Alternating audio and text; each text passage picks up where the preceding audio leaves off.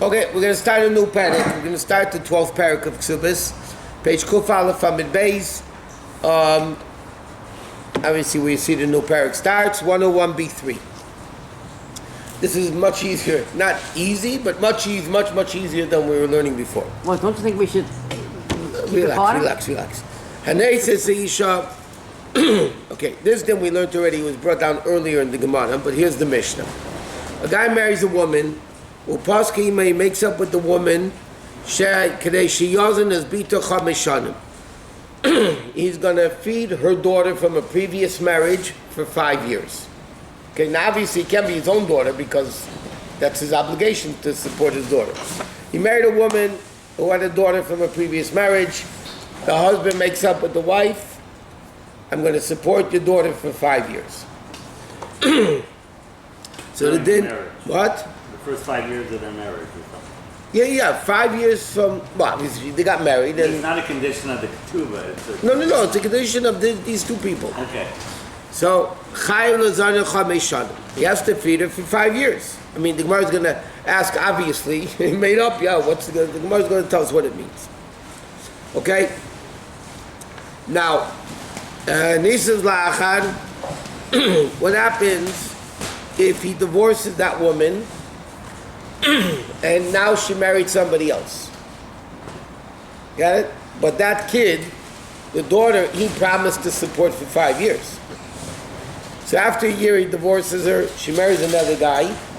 So it is Upaska Imai. And this woman is some cookie. She makes up with her new husband. Also that he's going to support her for 5 years. Okay? She married this one guy. This woman was married a bunch of times, obviously. Okay? She was married the first time and had a daughter. She marries the second guy, Reuven. She says, okay, Reuven, I want you to support my daughter for 5 years. And he agrees. Then he divorces her. She marries Shimon. She makes up with Shimon that he's going to support her for 5 years. So now, like, how much support is she getting already? So the thing is, the first husband, even though he could say, hey, she got married to somebody else, doesn't matter. He still obligated himself to support her. He still has to support her for 5 years, until the 5 years are up, obviously. Okay. So in 1 second. And then the din is like this. The first guy, Reuven, can't sell to the girl or to the wife. Shatavi adds the Azaina, you know what? I want to support her, but she has to live in my house. I'm not going to support her in the second husband's house. You want me to support her? Let her come to my house and I'll support her. It's cheaper that way. When you have a lot of mouths to feed, it's much... One more is easier because... okay. The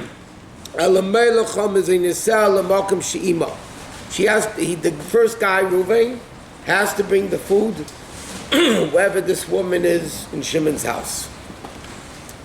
And then, you know what? The two husbands seem to get together and say, okay, together we'll support it for 5 years. 50-50. Can't do that.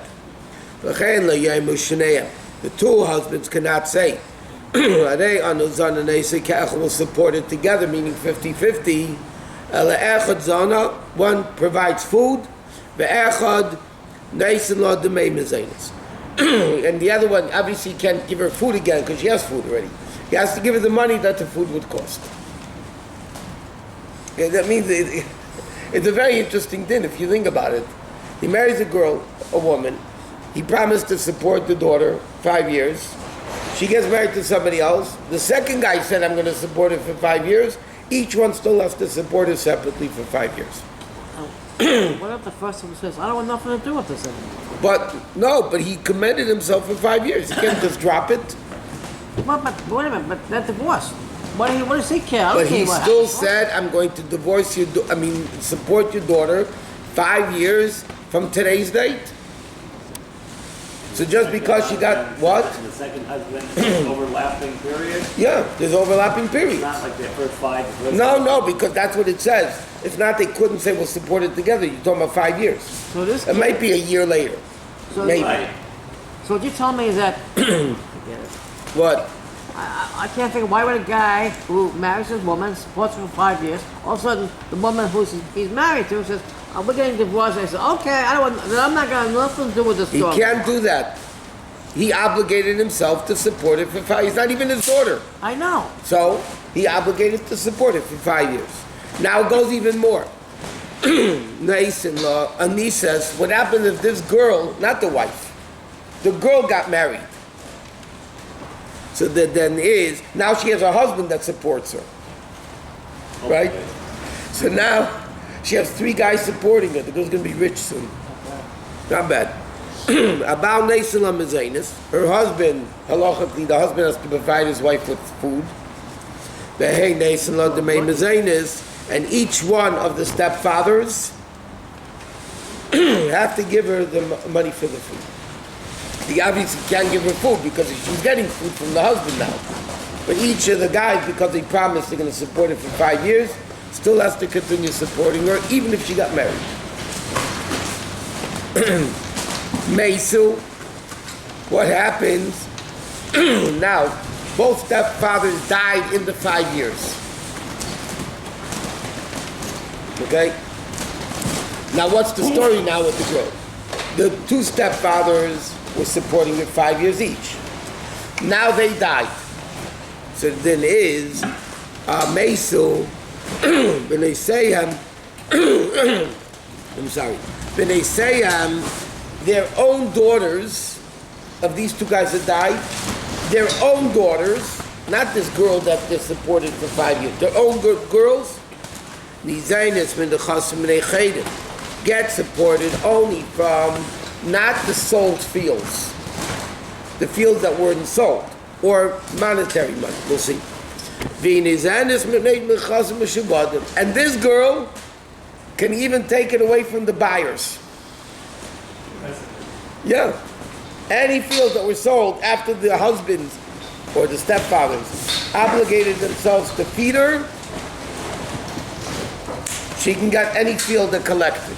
That means their own, it's interesting, their biological daughters can only get from free property. This girl can get fed even from sold properties. Why? And the Mishnah says why? Because she's a creditor. The guy's own daughters are not creditors. A father has to support his daughter. Where? Only from the chasam and echeder, only from the free property, not the sold properties. But this girl is not a biological daughter. She's a stepdaughter. And he promised a debt to the girl, each one promised a debt to the girl for 5 years. So just like a debtor, a creditor, can collect from the buyers, so can this girl. It's remarkable. The girl is getting 3. Okay. She counts first. Huh? She counts first. Yeah. Yeah. Before the dollar. Because she's a creditor from before. Now, how can now the Mishnah is going to give advice to the 2 stepfathers how to get out of this. Basically, the Mishnah said the stepfathers have to support her. That's it. No matter what happens, she gets married, they have to support her. Now, pick him, the smart guys would do the following. Almanas she'ezen es bitcha 5 shanim kol zman she'atimi. They would say, you want me to support your daughter 5 years? Fine. As long as you're with me, I'm going to support her. We get divorced, no more obligation. So that's one way of dealing with it. But if they didn't write that, then even when the girl gets divorced, the wife gets divorced, the guy still has to support the daughter, that girl. But that doesn't get out of if the person dies, the daughter's still credited. Right. No. It goes even more. If the guy's smart, yeah, and he writes to the wife, the first one that he married, yeah. Okay, let's use names. There was this woman, Sarah. Sarah had a baby, a daughter, not a baby. She had a daughter. She marries Reuven. Reuven says, "I'm going to support her for 5 years." Yep. So Reuven has to support her for 5 years. Then she gets divorced. She marries somebody else. The second husband also says, "I promise to support the girl for 5 years." Right? So no matter what, they have to support her. She gets married, not married her. If they die, if the 5 years are not up yet, obviously if the 5 years are over, then it's over. That's it. But if the death occurred during the 5 years, she goes to the properties of Reuven and Shimon, even to the sold properties of Reuven and Shimon, yes, and she collects the debt. Now, how can Reuven and Shimon get out of this? So Gemara says, I have a good idea. The Mishnah says, he should write to the first woman, when Reuven marries Sarah, Reuven should write to Sarah, I will support your daughter for 5 years, as long as you are with me. Which means like this, divorced, finished, death, finished, she's not with him anymore. Right? As long as the mother is with Reuven, she'll get the money. She's not with Reuven or Shimon anymore because divorced to death, she's not going to get anything for the daughter. If she doesn't make a condition with the new husband and then they marry, is she not obligated to support the daughter? No. She comes to his house without like... Unless if they make up. Yeah? Yeah. It's not like a stepfather that she has to... Stepfather's not obligated to support the stepdaughter. It's not his biological child. Unless if they make up. Food, clothing, and shelter.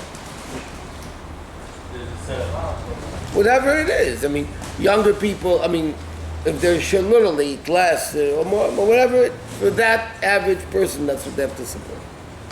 So both of them, that's if Reuven and Shimon are still alive, so they're not going to both give him food because she doesn't need double food. So one gives him food, the other one gives money. The money that the food would cost. So that's the way to get out of it. Okay? So Mishnah says very simple then. They make up to support the daughter 5 years, they got to do it, no matter what happens. Even if they die, she still collects from the fields, even the fields that were sold. She has precedence over the biological children of Reuven and Shimon. But if Reuven and Shimon want to be smart, they should write, I will support your daughter for 5 years as long as you are with me. That's it. Okay, now the Gemara says like this. Itmar, okay, so far so good, easy, understood, fine, let's go right to it. Itmar, stated like this. If a guy says to his friend, I owe you $100. Money is $100. I owe you $100. So the question is, can he change his mind? And later he comes and says, no, I don't owe you the money. Obviously, if he wants to give it, he can give it whenever he wants, right? Here the case is, the guy said, I owe you $100. On his own. I owe you $100. So, Rabbi Yochanan Amar Chayiv, Rabbi Yochanan says it's called admission, and therefore you have to pay. The Shlok is Shem Potter. He doesn't have to pay. In other words, Bezdin cannot make him pay. He said the person cannot incriminate himself?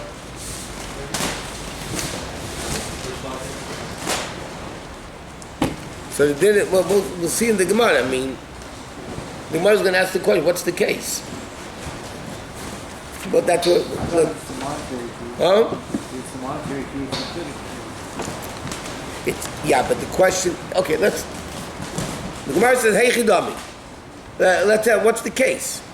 If it was told to bystanders, Atem Eidai, you're going to be my witnesses that I owe him the money, then my time of the Reish Lakish, they're kapot. why does Reish Lakish say you don't have to pay him the money? If I say to you, Reuven says to Shimon, Shimon, I owe you $100. So Gemara says, okay. Reish Lakish says Potter, Rabbi Yechon says Chayiv. So Gemara says, what's the case? Did Reuven say to the bystanders, you're my witnesses that I owe him the money? So why does Reish Lakish say you don't have to pay? He obligated himself in front of 2 witnesses. For sure he has to pay. If he didn't tell the people, you're my witnesses, my time in Rabbi Yechon come chayiv. Why does Rabbi Yechon hold chayiv? Meaning like this. Let's explain this. It's a very important din. Normally there's a din. But he does about din, kameya eidim. Admission is like 108 witnesses. Which means, stuck in my throat. Which means like this. If I say I owe you $100, we'll soon see the details of that. I have to pay you $100. Even if 2 witnesses come and say, no, you don't, my admission in monetary things is stronger than two witnesses. Okay? Got it? Now, the Gemara is going to explain in Sanhedrin that din only applies when it's considered an admission. Meaning, you designate witnesses, you designate Bezdin, you say it in front of Bezdin. There's some substance to it. Just because I say I owe you $100, it doesn't mean anything. It could be I'm making fun of you. It could be I don't want people to think I'm rich. So I say, oh yeah, I owe you money. It doesn't mean you're obligated to pay the money. Okay? So the Gemara asks like this. A guy comes along and says, I owe you $100. Rabbi Yechon says you have to pay. Reish Lakish says you don't have to pay. Correct? So now the question is, what's the case? Did the guy say you're my witnesses? So why does Reish Lakish say you don't have to pay? Of course you have to pay. You designated them witnesses. If you didn't designate them witnesses, so why does Rabbi Yechon say you have to pay? If I come over to you and say, you know what, I owe you $100, it doesn't mean anything. Wouldn't that make the witnesses stronger? No. Yeah, if you have witnesses, you know. Yes, but therefore, that's what that the Gemara is asking. If you're appointing witnesses, then how could Reish Lakish say you don't pay? Of course, you admit it. If you didn't designate witnesses, so everybody would say you don't have to pay. Why does Rabbi Yechon say you have to pay? Thank you very much. Why does Rabbi Yechon say you have to pay? Right? It was a very simple question. So he says like this. He didn't say Atameidai. Reuven comes over to Shimon and says, I owe you $100. And he didn't say any bystanders, witnesses, nothing. What's the story? Here, what's the case?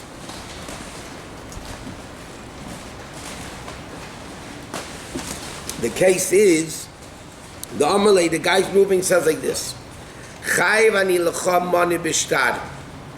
I owe you money through an unsigned note, meaning there's no witnesses. But he says, I owe you the money through an IOU that I have. So what's the argument? Rabbi Yochanan Omar Chayev. Rabbi Yochanan says you have to pay the money. Why? Alima Milsa D'Shtara, because a document of an IOU is Commander Amalo Atameida. It's like you said, you're my witnesses. The fact that the guy says, I owe you money because of a document, that's like you're saying, be my witnesses. Reish Lakish says, no, Potter, it's not as good, the document is not good. You need actual witnesses. Meaning like this, Reish Lakish holds an unsigned document is worthless. Rabbi Yochanan says an unsigned document is at least as good as two witnesses. But you have to understand, these are witnesses different than always. If I lend you $1,000, right, in front of two witnesses, and two witnesses sign the document, correct? Or even if it's oral. I say, come, I want to lend you $1,000, but you two are witnesses. At the time of the loan, there's two witnesses. That's super strong. When the guy says, I owe you $100, I want you and you to be witnesses that I owe him. That's an admission. Right? So the Gemara asks, but if you didn't say Atameidai, why is it worth anything? So the Gemara says, no, you didn't say Atameidai. You said, I owe you $100 with the power of a note that's unsigned. So Rabbi Yochanan says, that's at least as good as saying Atameidai. Rish Lakish says, no, it's not. It's not as good as Atameidai. And therefore you don't have to pay. Shatar without the signature is as if like I'm saying I owe you money. Correct. It doesn't have any witness on that. So what is Rabbi Yochanan saying? It's nothing. Like I'm saying I have this shatar without signature. The same thing. My dibur, my handwriting, the same thing. What is it? What is the advantage of shatar without the signature? I come to Rabbi Yochanan. No, because the case is, but mana b'shtar, meaning with the medium of an unsigned note, he produces an unsigned note that I owe you $100. I'm saying the same thing. The shatar says the same thing. Yeah, but Rabbi Yochanan holds the fact that it was written gives credence. It's more than an oral admission. It's much more than that. Meaning, he delivered the note, Rashi says, in front of two witnesses. He didn't say, you're my witnesses. The case over here, where the Gemara explains, is very simple. Reuven comes over to Shimon. He says, Shimon, I owe you $100, and here's the note that says I do. What does the note say? I, Reuven, owe Shimon $100. Not signed, not by me, not by witnesses. Now, is that a valid document or not? No. So Rish Lakish says, it's not. It's worthless. Therefore, if I just come to you and say, oh, you $100, if we just said in the Gemara, it's worthless. Yeah, like Rish Lakish says. Over here, the case is, the document is unsigned. Now, by the way, if I write you and I owe you, if I write, I, Reuven, owe Shimon, you, Shimon, $100, and I sign it, that's super powerful. Because I signed it. That's stronger than two witnesses. Stronger than two witnesses. Which means, even if I have two witnesses that say, no, you don't owe him the money, I would still have to pay him. But here, the note is unsigned. So Rabbi Yochanan says, listen, if he says to Shimon, I owe you $100, and he gives him this unsigned note, it's equal to, and he gave it to him in front of two witnesses. So he says, it's equal at least to telling the two people, you're my witnesses. And the Gemara just got through saying that if Reuven says to the two witnesses, you're my witnesses, he has to pay it. Even Rish Lakish would say you have to pay. The question over here is, he didn't say you're my witnesses. He produced an unsigned note that says I owe you $100. So he doesn't. Both would agree if you have witnesses, you have to pay. Huh? Both would agree that if you have witnesses. Yeah, I mean, that's for sure. The question is an unsigned note as good as saying you're my witnesses? What is going to do with this unsigned star? What is the advantage of it? It's saying He gives it over in front of two witnesses. yeah, though. after that, when they go out, after 1 hour. No. What is the advantage of this star? Nothing. No, you're obligated to pay. Now we call the witnesses to a base sense. If the guy comes to Bezdin and says, you owe me the money, and these two witnesses came and said, he gave us this, according to Rabbi Yochanan at least, Or they say Atamei die, you have to pay the debt. Same thing, even if he didn't write, if he say it, can he bring the witness in the court? Later, no. No? No, Yeah. if when he said it, Yeah.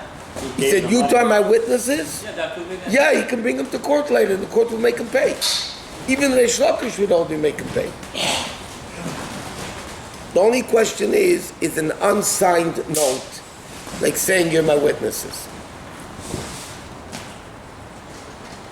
That even if he produces it in Bezdin, it doesn't mean anything.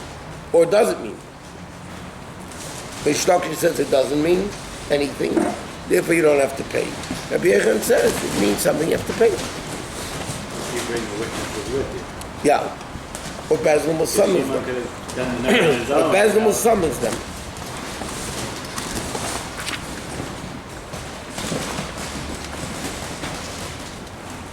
Now, the Mefarshim explain like this. Very simple. I mean, if I write a note to you, I owe you $100. No signed, no nothing. Yeah? You bring this document to court. Is the court going to obligate me money? No. No.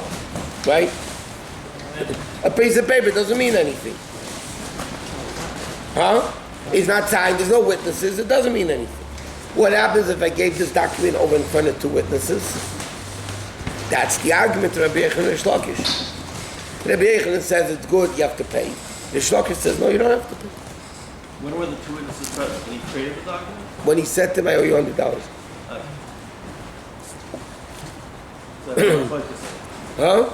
So just because it's not signed, but you have two witnesses, Right. that's a machlokes? It's very strange. Yep. But it's the witnesses that he gave the document. In front of.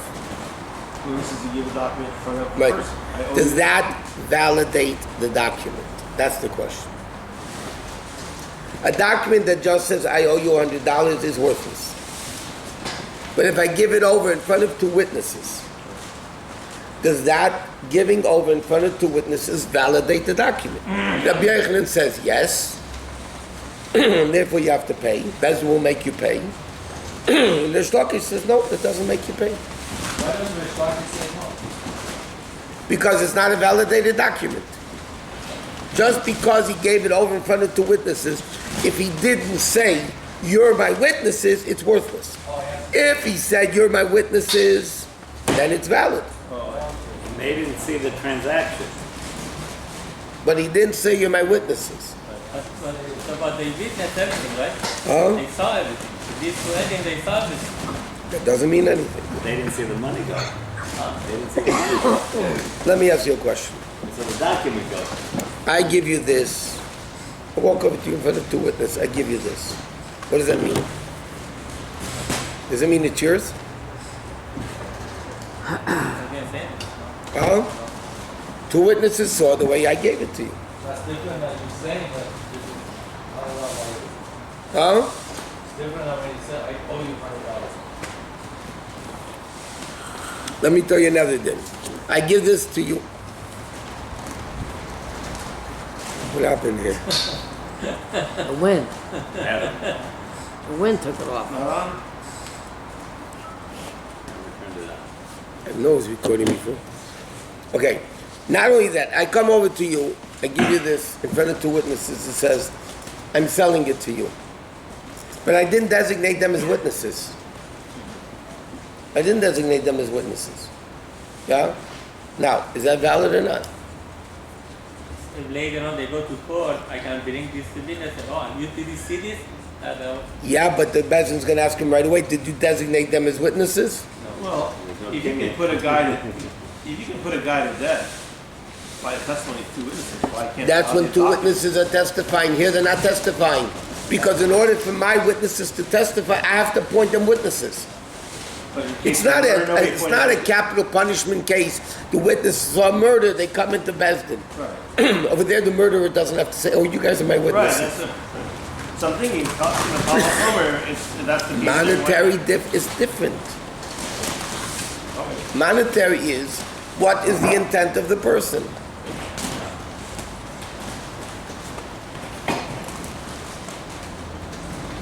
So that's the argument of Rabbi Shlokish. He gave over a document that says, I owe you unsigned. He gave it in front of two witnesses, saw him giving it over. But he didn't designate it. So Rabbi Yochanan says giving over the document in front of two witnesses is like appointing them as witnesses. Therefore, you have to pay.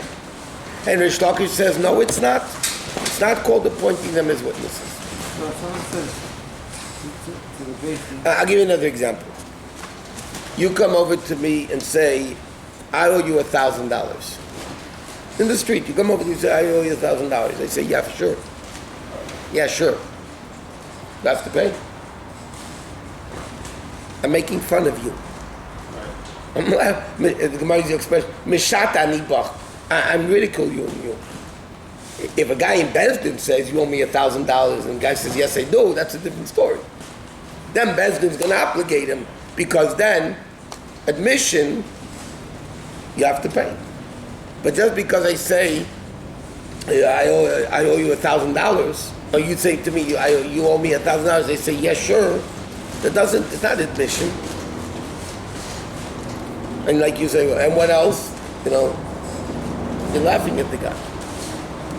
So that's the question over here. What is giving over an unsigned document in front of two witnesses? Is that like appointing them witnesses or not? So what is anything you have to designate or? Where? Monetary things? So, yeah, must have. You have to designate. Yeah. That's what usually they sign. Right? What do you do by a chuppah? You call up the witnesses, and you say they're the witnesses. Like you don't have to edit 1,000 people watching.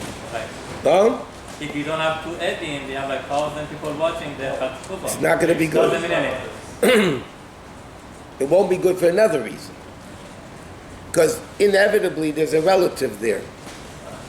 Make it worse. Well, where there's a will, there's a relative. But the relative is there. They're not a kosher witness. Yeah, makes other rules. So then there is Eidah Shabbatla Miksasa Batla Kula. If you have 100 witnesses, and one of the 100 is not kosher, all 100 are not kosher. The Gemara says, Gzeiras HaKosuv, it's illogical, it doesn't make sense, but that's the halach. I have 100 witnesses, and one of the 100 is a relative, not good. There's 99 kosher, 98 kosher witnesses. It doesn't work. So what they do to them under chuppah, they do anything? They watch the ring giving. They watch. But you have to be kosher, right? Yeah. But you gotta be kosher. Kosher witnesses. Yeah. That you can eat them, you can chop them up and eat them, they're kosher. You got a wedding Check. Sunday. Huh? You got a wedding Sunday. you're not Hebrew national. No. They answer to a higher authority. Okay, Tanan.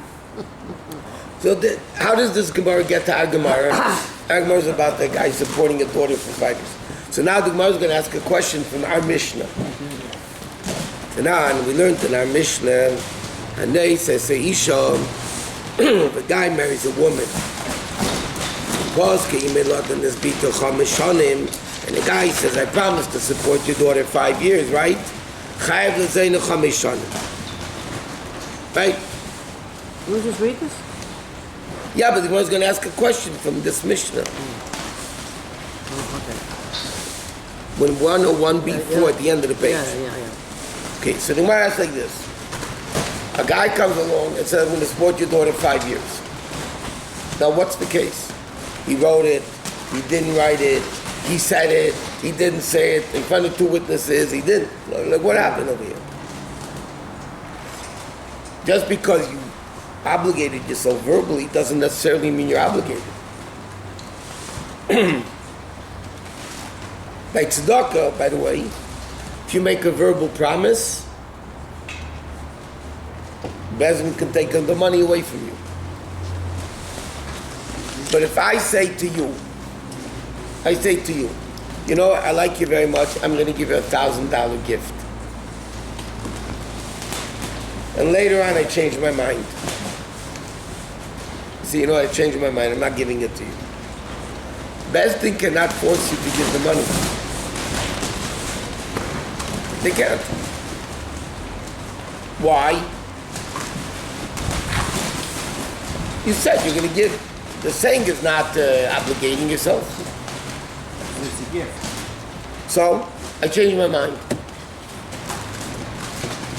I said, I'm going to sell you my house. Yeah? And then I changed my mind. No, I'm selling it to him. You can call me a bad guy. You can call me a rotten, no good for nothing. The Besman can't force you to pay. Huh? Even within exchange, like someone can marry someone on condition, like this, I do this. But he gives her the ring. And it's good, without witness, no? Without witness.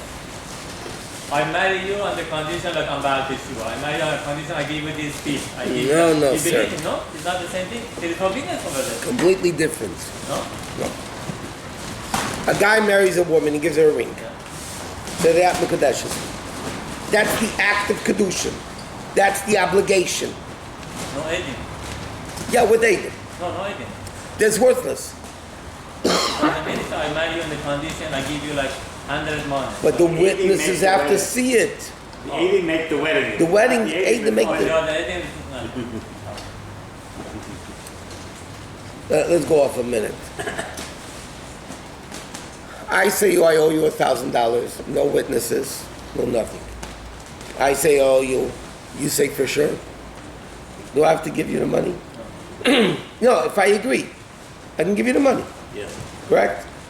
Okay. If a boy and a girl walk into a room alone, okay, and the guy gives the girl a ring, nobody's there. They come out, and the boy says, I gave her the ring, and the girl says, I accepted the ring, and he said, it's worthless. She's not a married woman. Even the Gemara says, "Hamekadish beit echad ein chayshish u'mekdusha." Even if there was one witness in the room, is a complete invalid kedusha. It's not even a doubt that woman could go marry whoever she wants. She can marry a kohen. She could nothing. She's a single girl as she was before. Why? So this thing like this. And this is going to come up eventually anyway here, so let's talk about it now. There's two types of witnesses. Most witnesses in monetary cases and in capital punishment is to validate something, to verify. It's what's called Adi Birur, to be mevader, to validate it, to ascertain that it happened. Okay, now, I say, oh, you $1,000. Now bring you two witnesses. If me and you both agree, I really don't need the witnesses. You want to pay $1,000, I pay $1,000. Why do I have two witnesses? In case you'll deny it, one of the guys will deny it, so the aidus will verify and clarify that the loan did take place. Without witnesses, I say, the loan never took place. Right? Yes. Which means like this. The witnesses don't make, you know what, Moshe, just hot water, please. Plain hot water. The witnesses don't make the loan happen. They don't make the loan happen. They just verify that the loan happened. Yeah. Correct? Okay. Reuven kills Shimon in front of two witnesses. Correct? What's the purpose of those witnesses? Come to court to verify what happened. That Reuven killed Shimon. They don't make, thank you, they don't make the murder. They don't make the murder happen. They come to Bezdin. We testify the guy ate chazer. Right? Why is the guy going to get malchus?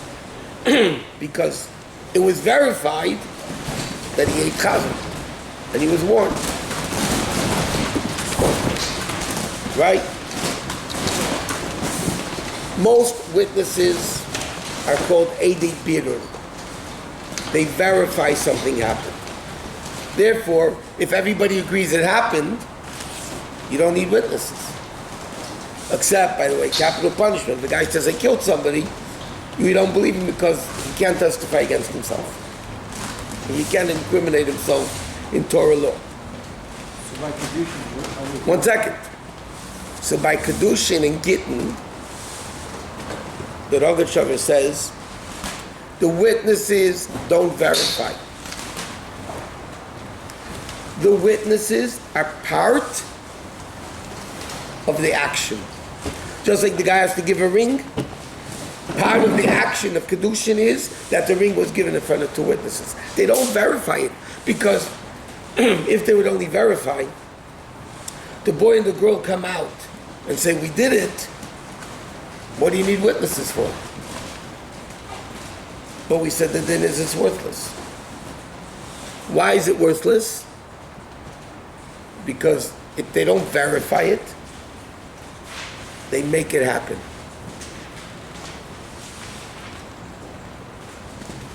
That's the difference. By monetary things, witnesses verify. Therefore, if everybody agrees, you don't need the witnesses.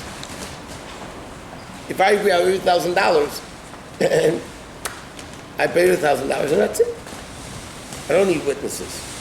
By Kedushin and Get, even if I agree that we did it, without witnesses, two witnesses, it's worthless. Even one witness is Ein Chayshish in the Kedusha means it's not even, it's non-existent. Those are the only two situations that you need the witnesses To make it happen. to make it happen. Correct. To get it. There's only two. All other witnesses verify. in monetary cases, can a relative be a witness? No. No. They're not a kosher witness. If Moshe and Aaron, two fine gentlemen, fine gentlemen, Moshe and Aaron, you can't get better than them, yeah? If they witnessed a murder, and they come to Bezdin, and they say, Bezdin, we, Moshe and Aaron, saw Reuven kill Shimon. Did Reuven kill Shimon? There's no question that Moshe and Aaron are not going to lie, right? But the guy can't get killed because the Torah says you must have two witnesses to verify that they killed him. Moshe and Aaron are brothers, so they're not kosher.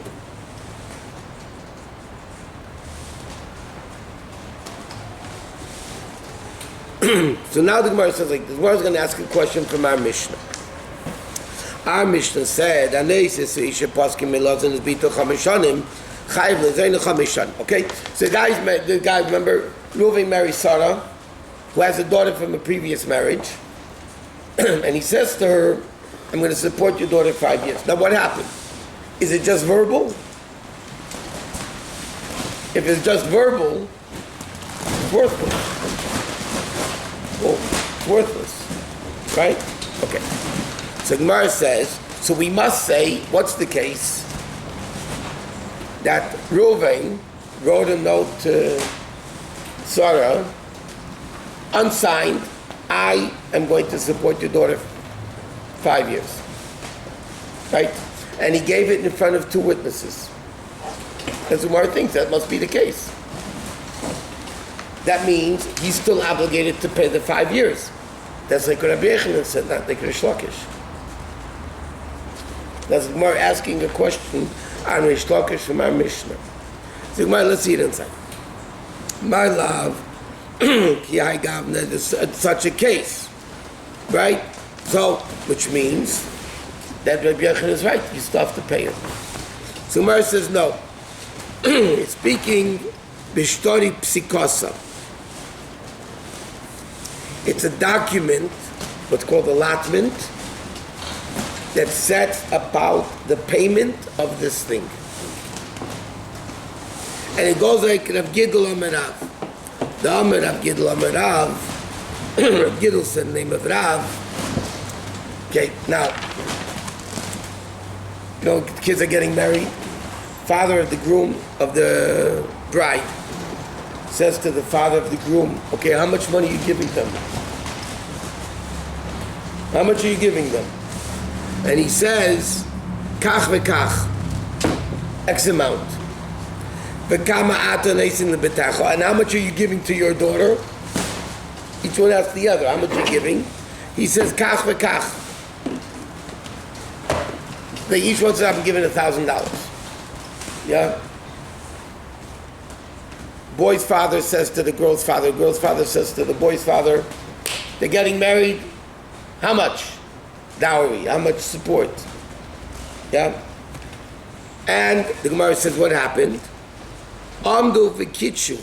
And then, while they're talking, the boy and the girl did the kedushin. Then the din is, these are words that verbal is enough. Why is verbal enough?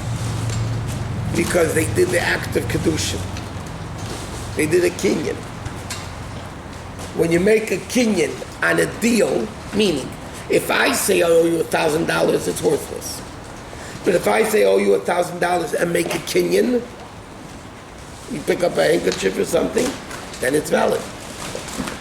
The fact that the boy and girl did it, right, that kinyan makes it valid. They make the kinyan, not the parents. Correct. But that's obligating the two parents to do it. Parents are there. So therefore, like this, when Reuven marries Sarah, and he says, I'm going to support your daughter 5 years, it's speaking an allotment document, basically, and then they do the kedushin, so everybody says it's good. Even the Shtlakish would agree it's good. It's not just saying, I owe you the money and you give him an unsigned document. What's the reason I don't sign it? Huh? Why won't they just sign it?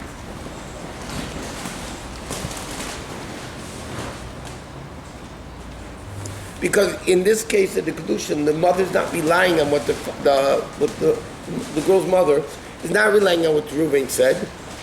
They have actually this document that says how much are you going to pay, and then they do the kedushin, so that validates the document. Wait, is there a document in this case? Or is it just verbal? A form of a document, yeah. Because in the Mishnah it says verbal. Yeah, but now the Gemara is explaining it to me. The Mishnah doesn't mean verbal; it means an unsigned, allotted note that you're going to pay it.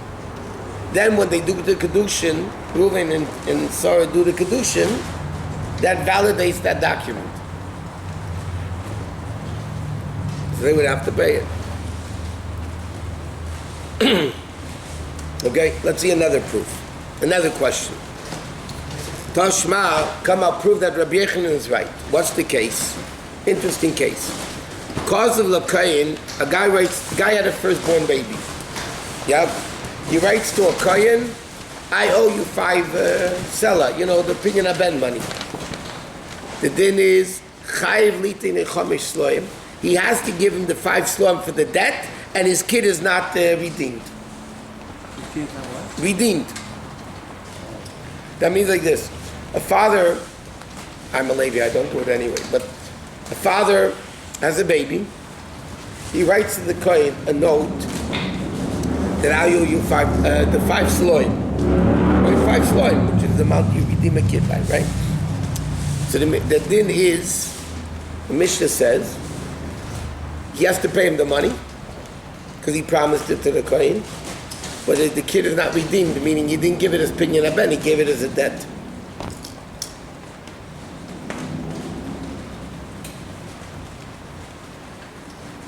There's no accent? Huh? There's no accent? There's no pinyan aben? No. So that's to give them 5.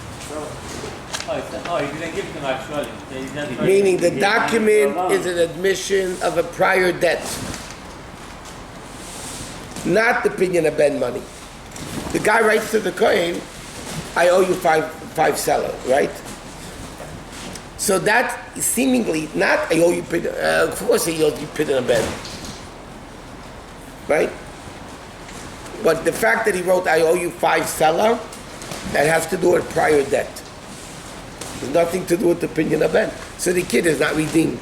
Even if he gives them that at the pidyon bank. Now, what's the simple document? Now, the question is on Rish Lakish.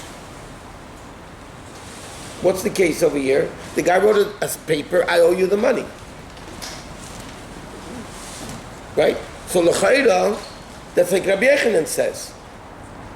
Rish Lakish says you don't have to pay because it's an unsigned document. Correct? So, l'chayra, over here it says you have to pay and your son is not redeemed, meaning that money that you paid is a debt that you're obligated to pay. That's like Rabbi Yechon says, not like Rish Lakish. Rish Lakish says you don't have to pay. Well, that depends what he stipulated. He didn't say that it was for the pidyon aben. He just wrote, I owe you $5. Okay? Now, according to Rish Lakish, based on what we just learned, he shouldn't have to pay. It's an unsigned document, right? And yet the Mishnah says he has to pay the $5 and the kid is not redeemed. So it's a question on Rabbi Rish Lakish. So the Gemara answers, Shani Hasan the Meshubad Le'Mederaisa. He said like this. Okay, meaning like this. Rish Lakish answers, it's not in the admission of owing $5.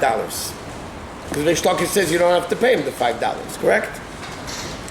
But because the Kohen, you're obligated biblically to redeem the firstborn, that obligation validates the document. And therefore the document you have to pay as a debt. You have to pay as a debt. And his kid is not redeemed. Okay, it strengthens the document that you have to pay it. So Rish Lakish, a regular unsigned document, Rish Lakish says you don't have to pay. Over here by the firstborn, the guy has to pay the $5. That's because there was another issue here, the biblical obligation of the 5 selah for pidyon aben strengthens the document that it has to pay it. Even Rish Lakish would agree.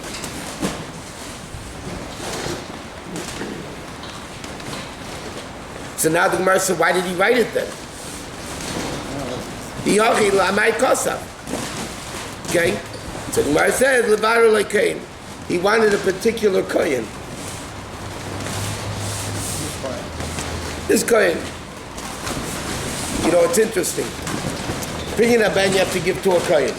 Which Kohen? A Kohen can't just come over to me and grab the money and say, hey, I have the ability.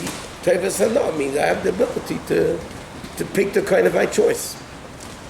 I have to give it to a Kohen, but I can pick the Kohen of my choice. So the Gemara says, if that's the case, why isn't the son redeemed with the money? If he's choosing this Kohen and he's giving him $5, why isn't the kid redeemed? So Gemara says, Kedu Ula. Ula says like this, really biblically, the kid is redeemed. Because he gave him $5. But my time of Rabbana B'nai in a Padui, why does the din that the kid is not redeemed? Because people shouldn't say you're going to redeem it with a document. Meaning like this, a father cannot redeem his son with a promissory note. You have to give cash. Or if this, I owe you is no good. I have to give you, if the Gemara is worth that amount, it has to be 101 grams of silver, 103 grams of silver. Whatever the rate of silver is then, well, that's what you have to give. If I want to give an expensive watch, it's worth as much as 5 selah, halachically I can give him the watch.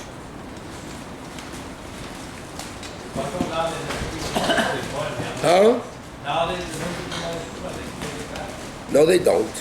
I mean, the Kohen gives it back. Officially, The Kohen keeps it. He's going to get rich off you, so he gives it back. He doesn't have to.